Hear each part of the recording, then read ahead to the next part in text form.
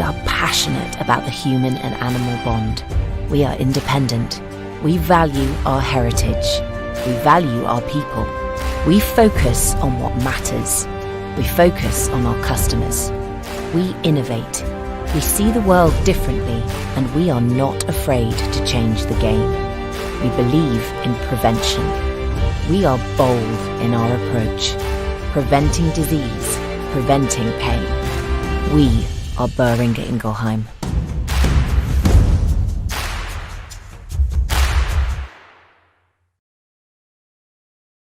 Olá, boa noite a todos. É com muita alegria que estou aqui hoje, a convite da VetSmart e da Boehringer, para falar de um assunto muito importante para todos nós, os desafios emocionais em serviços veterinários. Não são poucos, mas nós vamos tentar aqui falar de alguns para a gente refletir e tentar, ao mesmo tempo que cuidar dos nossos pacientes, das famílias dos pacientes, também cuidar da gente. Quando falamos de saúde mental, há pouco tempo está sendo muito discutida. Medos, ansiedades, incertezas fazem parte da vida, mas de alguma forma tão intensa como nos dias de hoje, a gente nunca ouviu falar. Conviver com essa situação de desafios diários, como nós, profissionais da área da saúde, convivemos, nós precisamos de utilizar dos nossos recursos emocionais, cognitivos, físicos, precisamos aprender a utilizar todos os nossos recursos. E aqui já inicia o nosso grande desafio, que é o desafio da regulação emocional, no qual nós não aprendemos na faculdade, não aprendemos no dia a dia a regular a nossa emoção.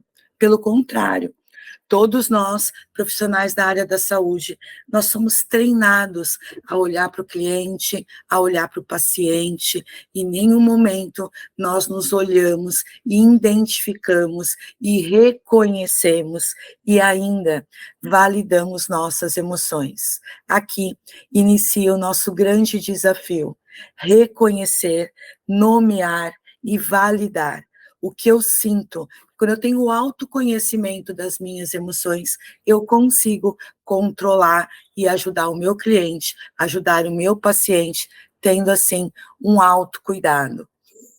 Nós vivemos agora, recentemente, a pandemia, no qual mudou muito o nosso trabalho. Toda vez que a sociedade muda o comportamento, nós, profissionais da área da saúde, somos afetados, porque nós também vamos precisar mudar o nosso comportamento. A pandemia trouxe uma mudança de um comportamento de vínculo afetivo com o animal muito maior do que nós já havíamos conhecido. Nós tínhamos o animal como integrante da família, no dia a dia, na rotina. Após a pandemia, nós temos estudos mostrando o quanto esse vínculo afetivo ficou ainda mais próximo do cliente, ficou ainda mais significativo. O grande apego dos animais aos seres humanos, segundo alguns estudos, falam que nós estamos longe da natureza, a tecnologia, a modernidade, muitas pessoas não trabalham mais, não saem mais de casa para o trabalho, estão trabalhando em casa.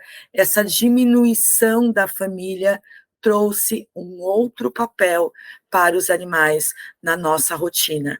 E muito medo, muita ansiedade desses clientes quando tem um impacto do processo do adoecimento ou o processo da morte, do morrer. E esse cliente, quando ele vem em busca do nosso cuidado, porque nós somos referência em cuidado, então esse cliente ele vem em busca de cuidar do seu animal. E nós, como somos referência desse cuidado, muitas vezes não percebemos o quanto ele está em crise. Quando falamos de luto pela perda do animal ou a possibilidade da perda, estamos falando de um cliente enlutado. Não é essa a imagem que nós vamos ver nos nossos consultórios, clínicas, o cliente sentado ali na recepção, esperando um atendimento. Pelo contrário, né? Lidamos com pessoas que estão desamparadas, que estão com um nível de estresse muito alto e precisamos aprender a lidar com essa crise, pois o animal hoje, ele é a segurança desse cliente e o que leva esse cliente aos nossos consultórios. Mais um grande desafio nosso, ter a responsabilidade por tomadas de decisões diante dessa família que hoje tem o animal como um filho, que é um filho que tem menos custos, mas também no processo do adoecimento ou da morte, esse custo, ele é muito parecido com o custo de um humano, de uma hospitalização humana, e isso traz aqui uma quebra de expectativa e frustração muito grande para esse cliente.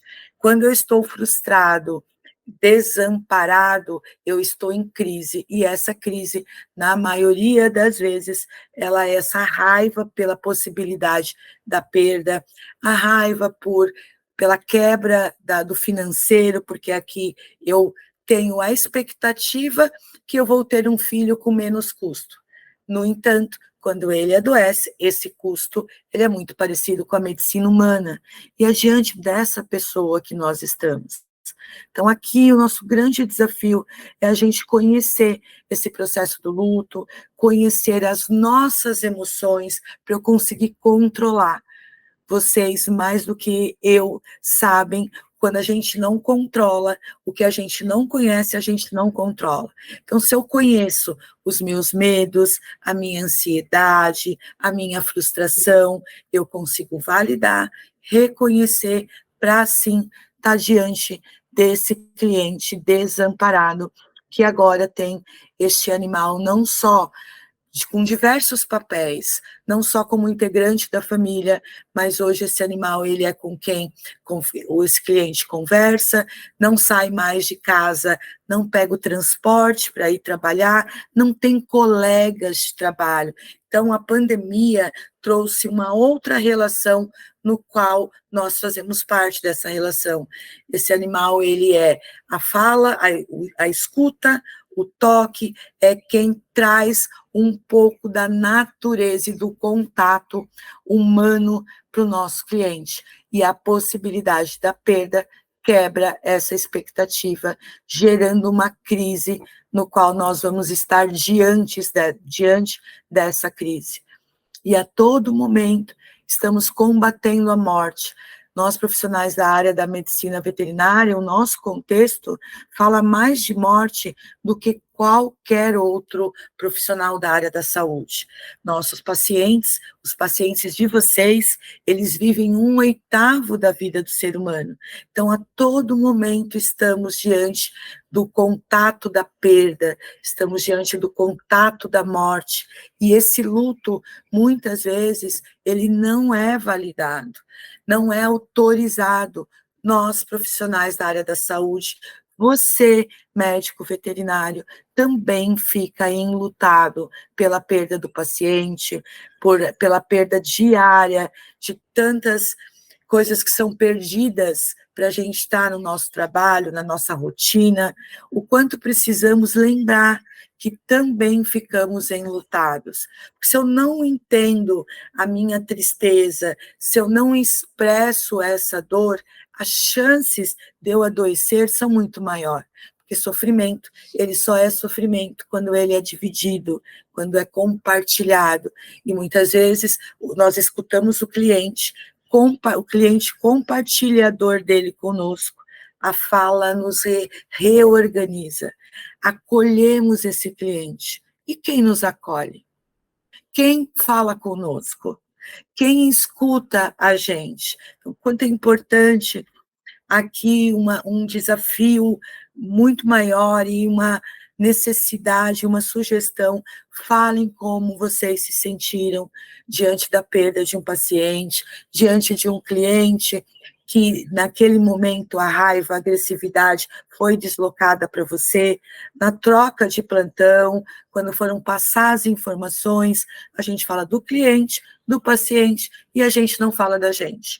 Precisamos criar espaços de escutas também para falar do luto do profissional da área da saúde, para falar das nossas tristezas, de como nos sentimos, porque esse combater a morte diariamente traz a ilusão de que nós somos fortes, de que temos o controle, que somos super-heróis, que vamos dar conta de tudo, mas não, somos seres humanos nos quais também ficamos enlutados, também ficamos em luto. Essa é uma entrevista, uma reportagem da Folha, que eu achei muito interessante, para trazer para a gente conversar e falar a respeito. 84% dos veterinários se sentem ansiosos, deprimidos ou irritados. Estamos diante de uma responsabilidade muito grande, que é cuidar do grande amor da vida de alguém, seja qual o papel esse animal ele representa na vida dessa família, e ainda nós mexemos no bolso desses clientes, ainda nós falamos do financeiro. Então, nós aqui estamos diante de dois estresses que traz muita vulnerabilidade. O vínculo afetivo com alguém que amamos e o financeiro. E muitas vezes esse estresse do cliente, nós somos contaminados por essa emoção, somos contaminados por esse estresse, e aqui o nosso grande desafio é aprender a gerenciar esse estresse e tentar ali focar no cuidado que nós estamos oferecendo, no cuidado que nós estamos prestando, tentar aqui me colocar no lugar do cliente, não no sentido literal de se colocar no lugar do cliente, mas sim entender o que ele precisa, ajudá-lo e voltar ao nosso papel de profissional da área da saúde. Ah, Joelma, isso é fácil? Não, não é fácil. É um desafio diário, por isso que eu gostei muito da sugestão do nome, os desafios diários nos serviços veterinários na atualidade, mas é necessário aprendermos a não sermos carregados por essa emoção, não sermos puxados por esse estresse, pela rotina do dia a dia, pela carga horária. O sofrimento psíquico, ele está relacionado a diversos fatores, diversas variedades. No entanto, o ritmo de excesso de trabalho, jornadas longas, pouca ou nenhuma pausa para descanso, ou até mesmo para autoavaliação e autorreflexão do que eu senti. Eu tive medo, tristeza, raiva, emoções básicas e emoções que elas são a nossa sobrevivência. Quando eu tenho medo, o medo está tendo aqui, cuidando da minha sobrevivência. Essas emoções são necessárias para a gente tentar melhorar a nossa rotina, e com o hábito nós conseguimos.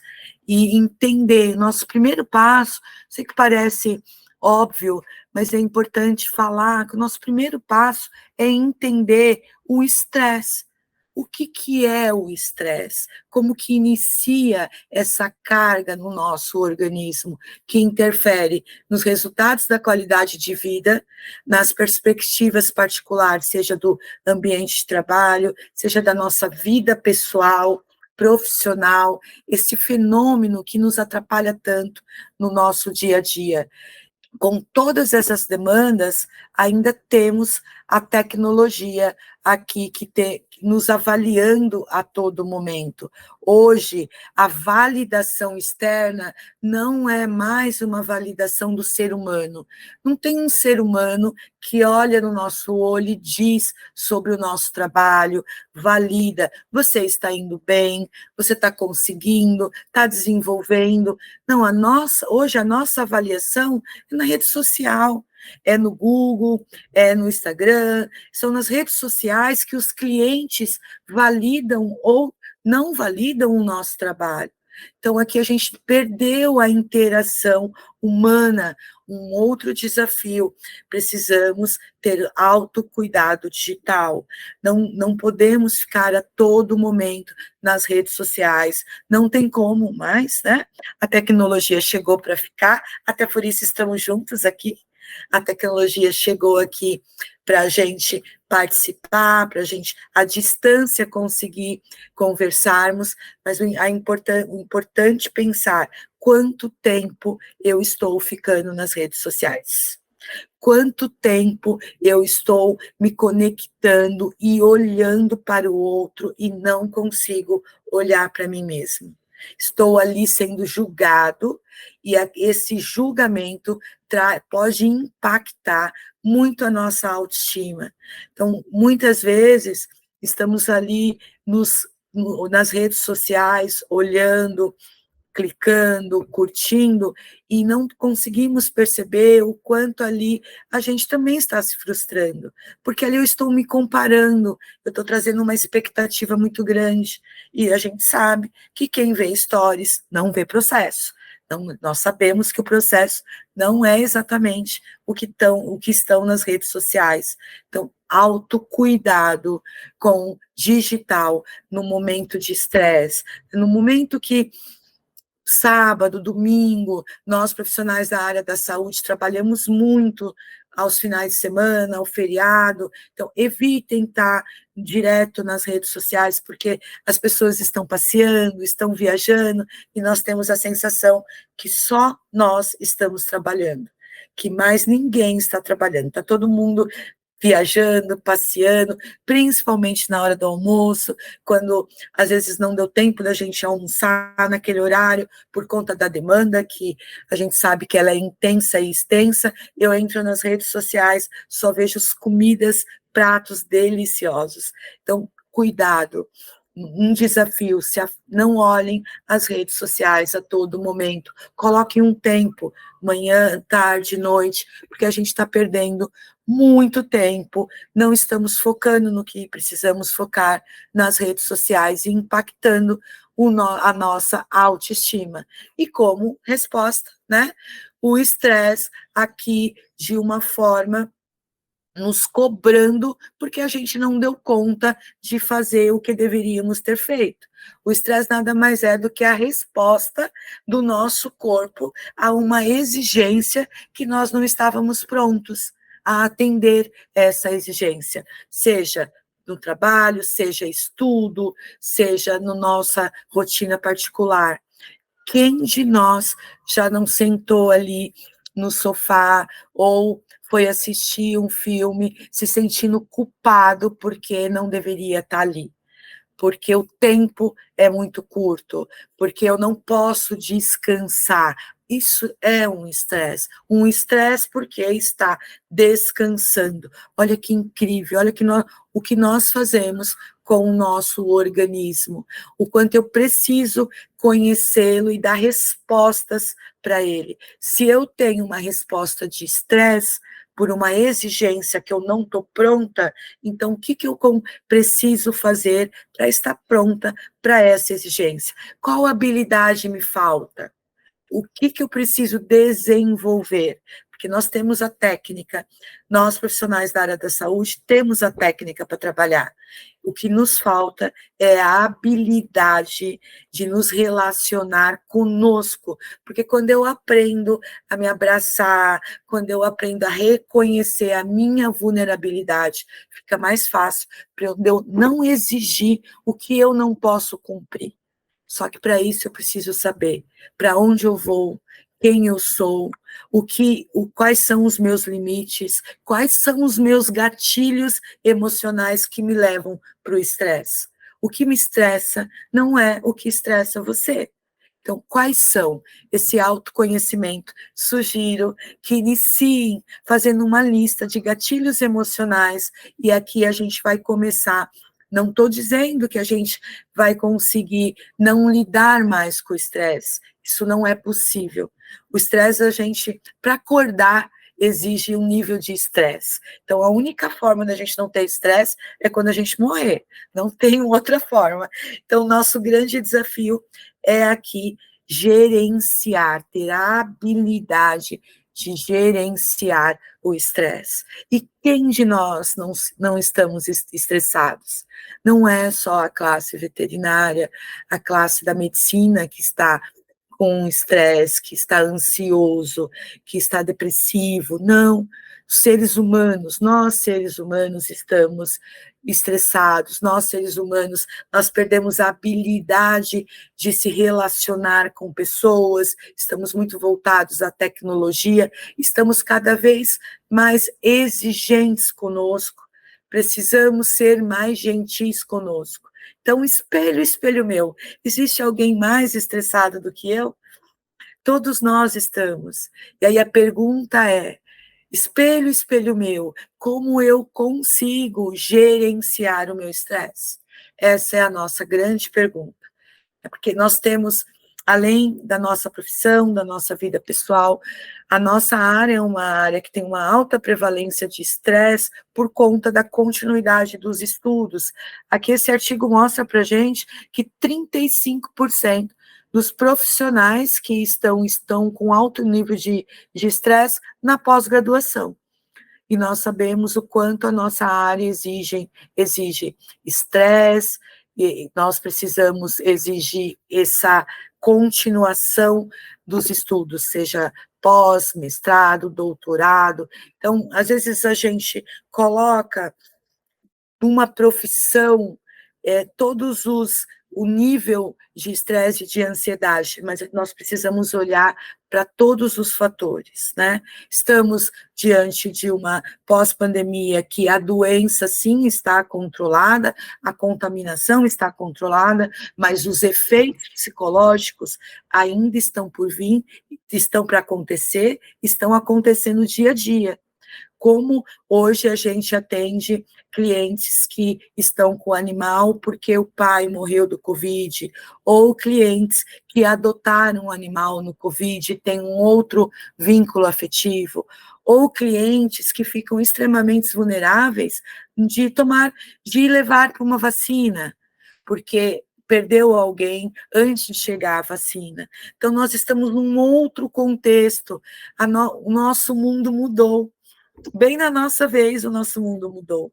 E a gente precisa olhar que quando a sociedade muda, o nosso trabalho muda, o nosso serviço muda, porque nós trabalhamos com a sociedade, nós trabalhamos com o ser humano que chega até nós em busca de atendimento para o seu animal. Então, quanto eu preciso olhar para esse contexto que eu estou inserida, que eu estou inserido, e tentar aqui a habilidade de gerenciar o nosso estresse, né?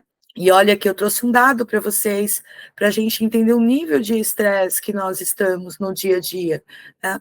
82% do nosso corpo médico fazem pós-graduação, 70% especialização, a gente tem 37% de médicos veterinários, esses dados da medicina veterinária agora de 2022, fazendo mestrado, e pessoas jovens de 30 a 39 anos. Se eu tenho 30 anos e já estou no mestrado, isso significa que a minha vida inteira eu estudei, que a minha vida inteira eu não tive uma pausa. Olha o nível aqui de estresse já inserido na nossa rotina, antes mesmo da gente chegar no trabalho, no dia a dia do trabalho. Então, o quanto também é importante parar, pensar, terminei uma pós agora, vou descansar um ano, o próximo ano eu retomo, não dá para fazer um mestrado junto com a especialização. Eu conheço os veterinários que têm pós e mestrado no mesmo ano, fazendo junto. Talvez você se identifique aí. Faça um plano, um planejamento para você. Como você faz para o teu cliente, para o teu paciente? É importante você se colocar na sua agenda. O que eu posso fazer para me colocar na minha agenda, para dar uma pausa nos estudos, para diminuir um pouco esse estresse, né?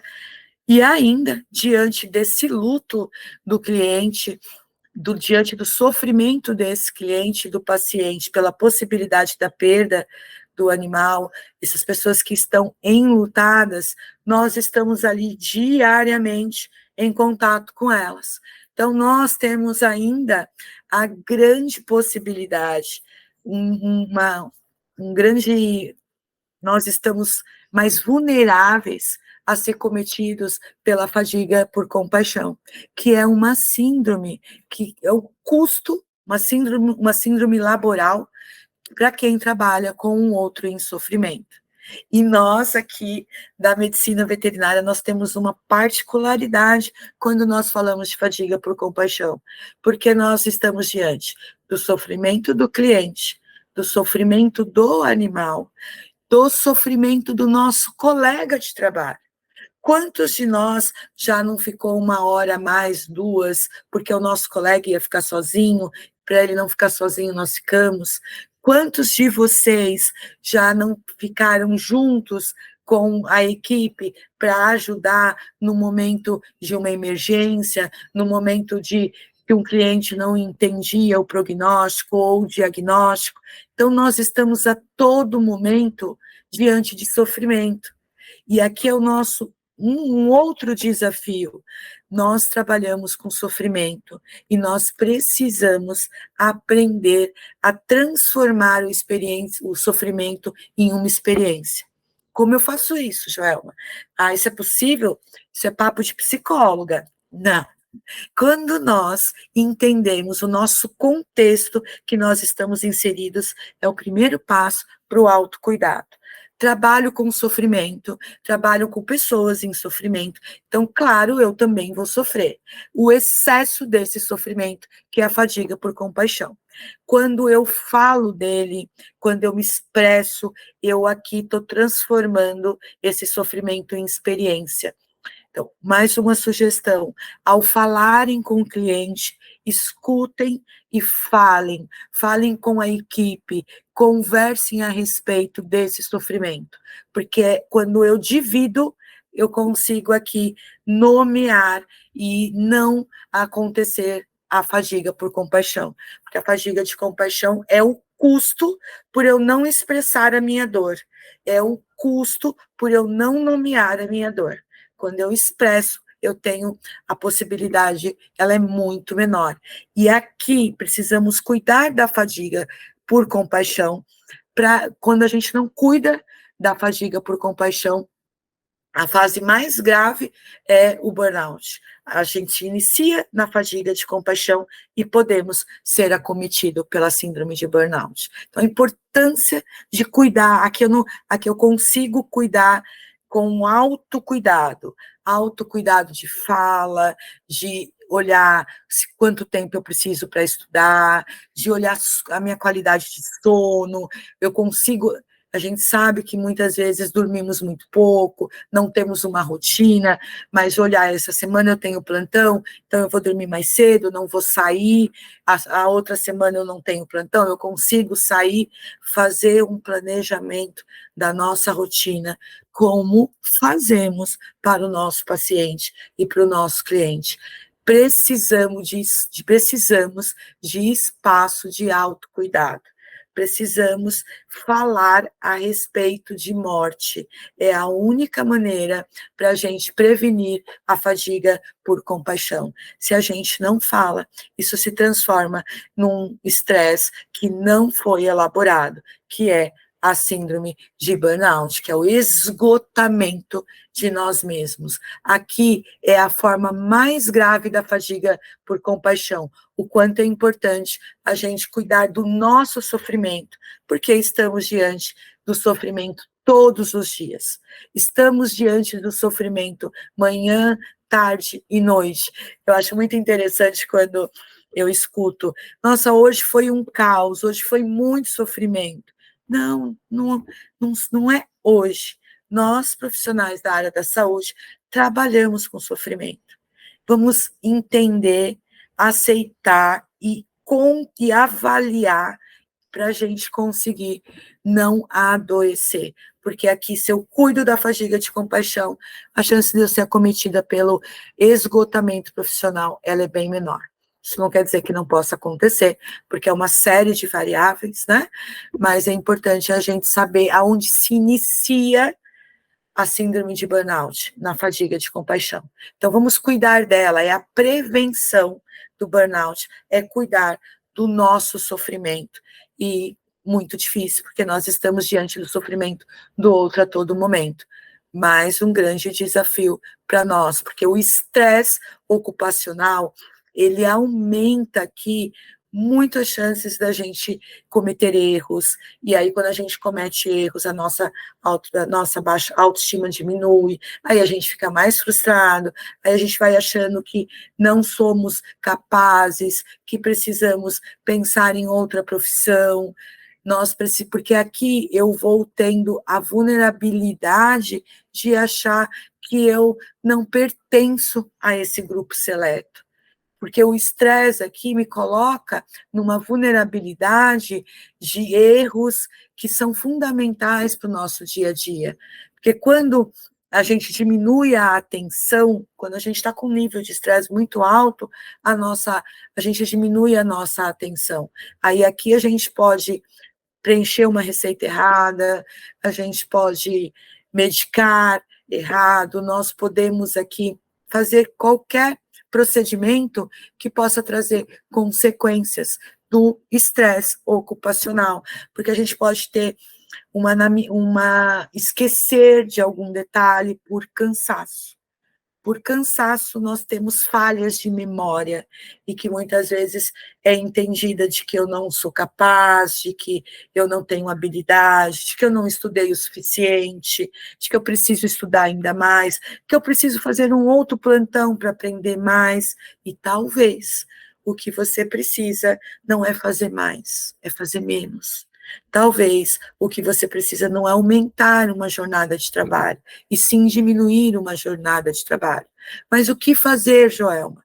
Talvez o que você precisa é não fazer, é se dar o direito de ter umas horas, ou, se possível, um dia de descanso para conseguir elaborar todo esse sofrimento que é estar diante da perda do outro que eu amo. E diante dessa perda, muitas emoções vão passar na nossa cabeça. O nosso cliente, ele vem em busca, o nosso cliente não vem em busca de um cuidado, o nosso cliente, ele vem em busca que a gente salve o animal dele. Ele vem em busca que nós precisamos salvar o filho dele. Mas nós vamos cuidar sempre e salvar às vezes. E isso precisa ficar muito claro para nós. O cliente pode não entender. Naquele momento ele está em crise, ele não consegue compreender, ele está enlutado, mas essa mensagem precisa a todo momento estar aqui na nossa cabeça. Nós estamos aqui para cuidar. Nós somos uma prestação de serviço do cuidado.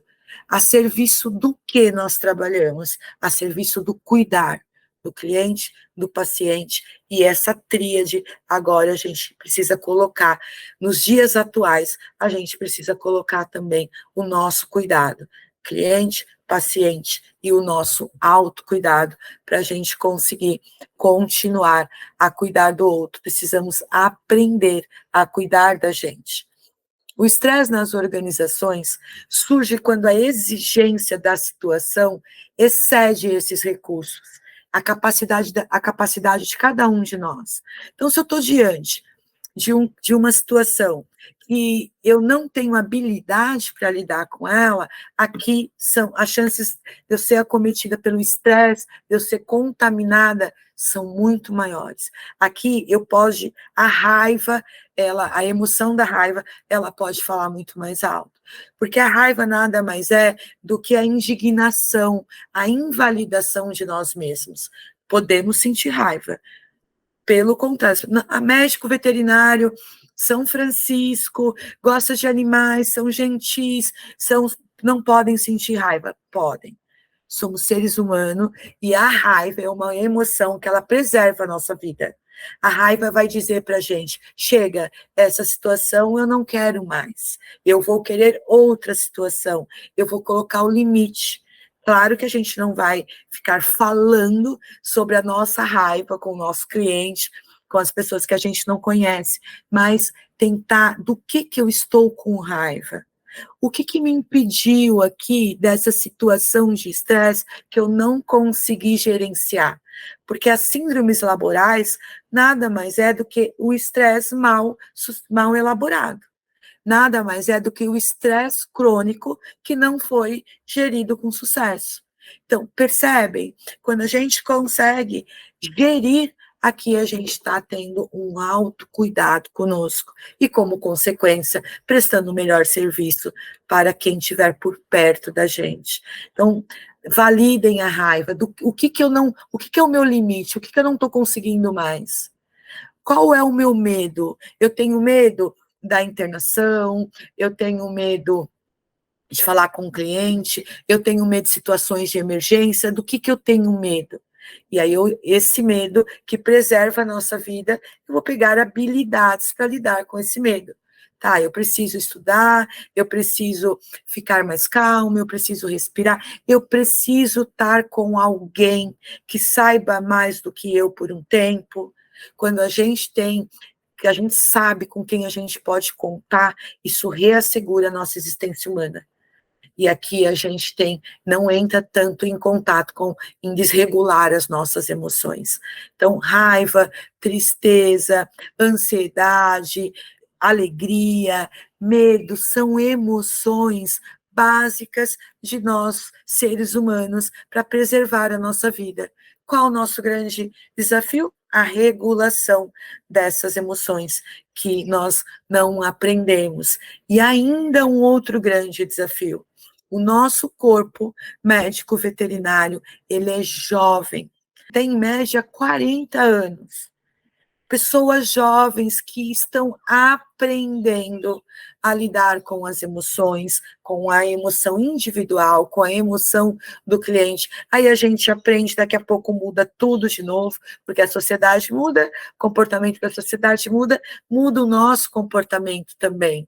E aqui eu fico na dúvida, quem sou eu? O que eu faço? Porque eu ainda não tenho maturidade o suficiente. A nossa profissão, ela exige uma maturidade, ela exige um processo, uma curva de aprendizado, e às vezes a gente no imediatismo se cobra que eu não sou capaz, eu não fiz direito, eu não fiz certo.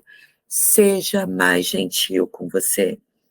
Entenda que é um processo de aprendizagem. Você não conseguiu dessa vez, você vai conseguir amanhã, depois, tanto a parte técnica quanto a emoção. Olha que incrível, os nossos médicos, aos 60 anos, um percentual significativo se aposenta. Eu tenho quase 60 anos. Não penso em me aposentar, pelo contrário, eu quero trabalhar muito. Então, por que esse médico está se aposentando? Que esse médico de 60 anos é você amanhã. Por que você está se aposentando aos 60 anos? Porque não cuidou, porque cuidou de todo mundo menos de si, porque cuidou de tudo que estava na sua volta e não utilizou o autocuidado e a regulação emocional. Então, nós esperamos aqui que você consiga refletir, pensar no que traz para você gatilhos emocionais, para você, aos 60 anos, para você estar com essa maturidade, produzindo e ensinando esse jovem que está chegando, ensinando esse jovem que vai ficar trabalhando junto com você, que é um outro desafio, a gente trabalhar com essa variedade de idades, com essas multigerações, que eles têm a habilidade da tecnologia e a gente tem a habilidade, nós mais velhos temos a habilidade das relações e juntos podemos aprender e criar uma equipe incrível. Nossa medicina, 50% são mulheres, e nós sabemos o quanta angústia aqui na maternidade, qual o melhor momento, eu vou engravidar, eu não vou engravidar, eu quero engravidar, eu não quero engravidar. Aqui nós temos muitos muitos para pensar. 50% do nosso corpo são mulheres, então a gente está falando de 50 pessoas, 50% do nosso corpo, entre idade de 29 a 30 anos, que é uma idade fértil, se questionando. eu vou ter filhos, eu não, eu faço mestrado ou eu caso.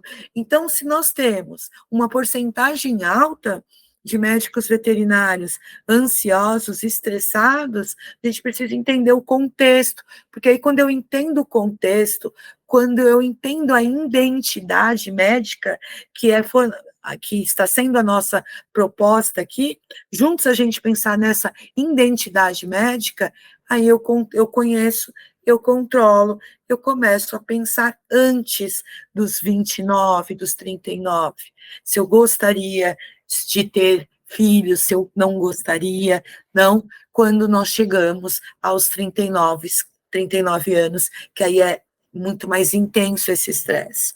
Esse estresse vai contaminar, porque o tempo é curto, porque eu não comecei a pensar antes. Nosso corpo médico tem uma facilidade na tecnologia muito grande, e mais também dificuldade nas relações interpessoais, porque as pessoas trazem para a gente frustrações, as pessoas nos colocam em situações que afetam os nossos valores, a nossa moral, e muitas vezes a gente está olhando para o outro e não olha para nós.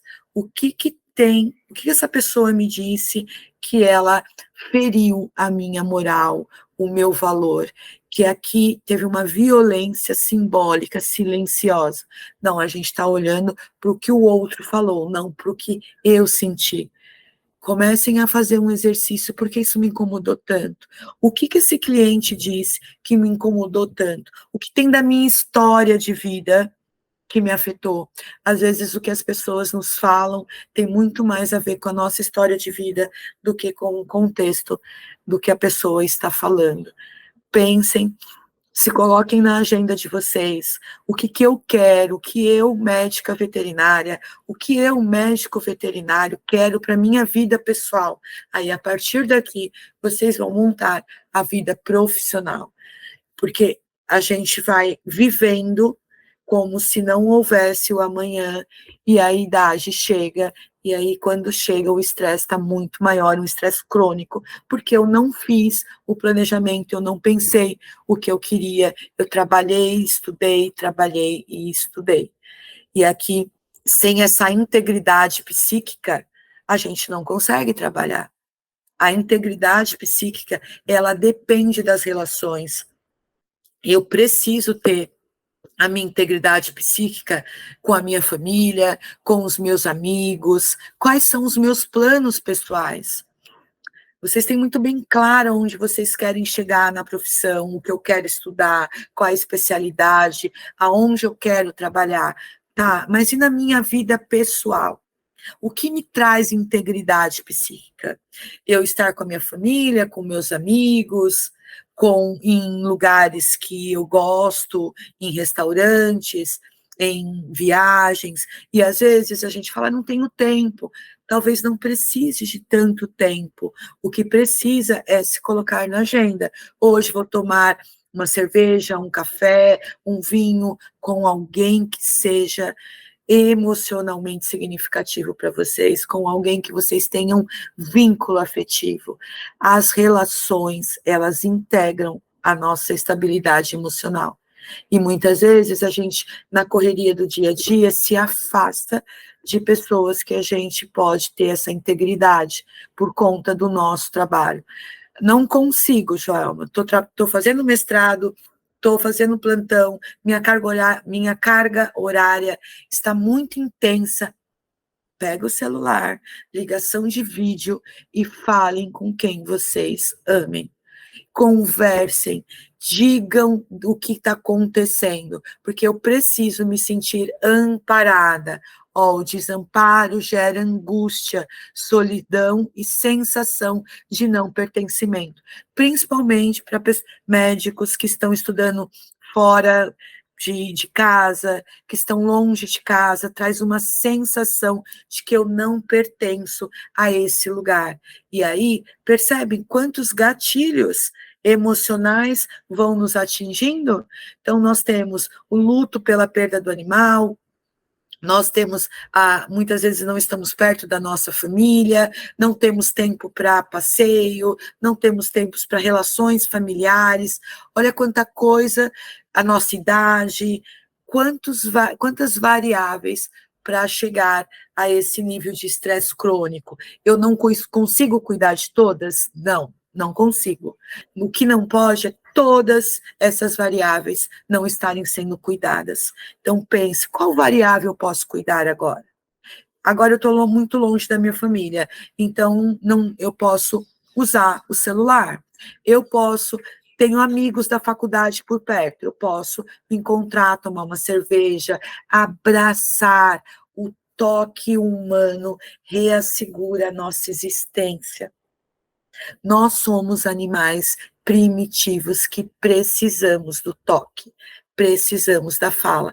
Isso ficou muito claro para a gente na pandemia. Isso deixou os médicos, todos nós, sem o afeto, sem o tato, e o quanto isso nos adoeceu. Então, nossa integridade psíquica precisa. Tem dia que eu não estou bem, então a gente está vendo aqui a folhagem seca, mas no outro dia vai florescer. O que não pode é ficar sempre nessa folhagem seca. Talvez a gente precise olhar para a nossa saúde mental como a natureza. Talvez a gente precise olhar para a nossa saúde mental como ela precisa passar por verão, por inverno, pela primavera, porque ninguém dá conta de passar só pelo inverno. Nenhum ser humano consegue. E aí nos adoecemos, né? Então, o quanto é importante ter essa regulação emocional. O que é isso? É quando eu tenho a capacidade de identificar, de entender o que eu estou sentindo. Aqui nessa imagem, eu gostaria que vocês pensassem em vocês mesmos. Na sua frente é você. Se conecte com você. A empatia que vocês têm com o cliente, que é se entender o que o cliente precisa, usar a função da empatia para conectar com vocês mesmos. A empatia, ela é necessária para a conexão com o mundo, só que a gente utiliza ela para o externo, tragam ela para o interno, se conectem com vocês, liguem o botão do Wi-Fi para vocês também, não só para as redes sociais, entendam o que vocês precisam para essa regulação emocional. Quando eu consigo entender quais são os meus limites, quais são os meus gatilhos emocionais, que horário de trabalho funciona melhor? Tem pessoas que conseguem trabalhar muito melhor à noite, tem gente que funciona, o organismo funciona melhor no noturno. Algumas não conseguem trabalhar no noturno. Tem pessoas que têm habilidade em situações de crise, de estresse, na emergência, outras não. Qual a minha habilidade? Ou eu quero desenvolver essa habilidade? Porque mesmo que a gente não tenha, a gente pode desenvolver. Todos nós temos a capacidade de desenvolver habilidades e de regular as nossas emoções. Só que para isso eu preciso ter o foco em não me perder e não me desmotivar na minha própria emoção. E eu aqui, a única ferramenta para eu ter esse foco e seguir na direção sem adoecer é o autoconhecimento. E só você pode fazer isso por você mesmo. Porque eu tenho boas notícias. A maioria absoluta dos profissionais da medicina veterinária se orgulham em exercer a profissão. Com o avanço da idade, esse orgulho fica evidente. Olha que incrível, pessoas. 97,4% dos profissionais da medicina veterinária se orgulham da profissão. E aqui nós estamos falando de uma idade mais avançada, depois dos 40 anos, porque eu fui aprendendo a lidar, a regular as minhas emoções e comecei a controlar e comecei a me automotivar. Sim, eu posso mudar. Nós precisamos eu não consigo, eu não posso mudar, na nossa rotina isso não cabe. Nossa rotina a todo momento muda. Lembra, mudou o comportamento da sociedade, mudou a nossa rotina. Então, a todo momento, nós vamos estar diante de mudanças. E para estar diante de mudanças, nós precisamos ser mais flexíveis conosco, ser mais gentis conosco e entender esse processo, essa curva de aprendizado. Guardem essa porcentagem, a gente tem o hábito de guardar a porcentagem do nível de estresse. Mais de 87% dos médicos e veterinários se sentem ansiosos, irritados e depressivos. E por que a gente não guarda 97,4% se sentem orgulhosos da profissão? Porque nós temos o hábito de olhar para as emoções desagradáveis do ser humano. Precisamos também aprender a olhar para o contexto que está na nossa frente, positivo também, porque senão a gente vai se vitimizando, e não acredita em mudanças, e nós conseguimos mudar.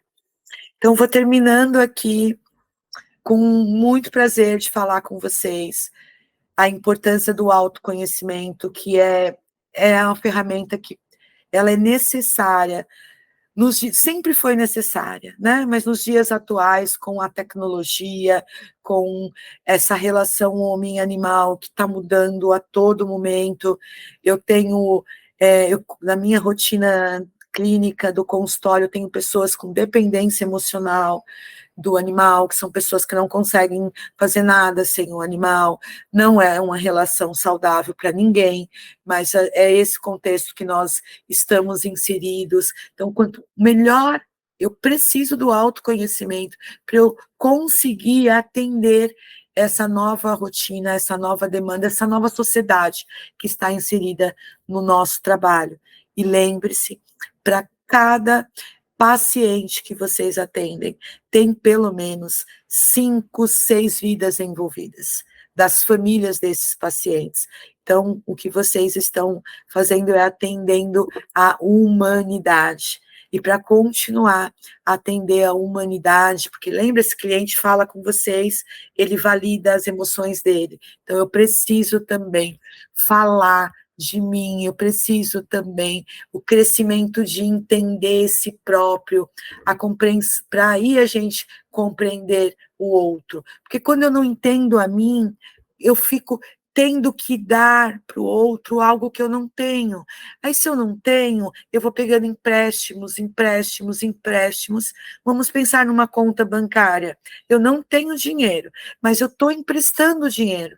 Vai chegar uma hora que eu vou estar no limite, esse limite, a gente sabe o quanto custa os juros desse limite. Então, eu não dou aquilo que eu não tenho. Então, eu preciso ter empatia, eu preciso me conectar comigo mesmo, eu preciso entender, regular raiva, ansiedade, medo, tristeza, para que eu consiga atender o meu cliente e o meu paciente. E aqui eu deixo uma reflexão para vocês. Agradeço de vocês estarem ouvindo essa conversa, esse momento de reflexão, e eu deixo esse questionamento para vocês pensarem, se questionarem, e eu espero que a gente tenha conseguido, de alguma maneira, que vocês consigam pensar de quem eu descuido quando eu cuido de quem eu cuido. Essa é uma pergunta para vocês pensarem, refletirem e começar aqui a habilidade da regulação emocional, que é algo que quanto mais eu trabalho, quanto mais eu entendo, se vocês vão nomeando, vocês vão saber de longe o que incomoda, o que não incomoda. Bom, um grande abraço para todos vocês, muito obrigada pela atenção, e eu espero de verdade que a gente, como vocês cuidam do paciente, vocês, com essa empatia, com essa conexão, que vocês cuidam do paciente, do cliente, que vocês também cuidam de vocês. Até!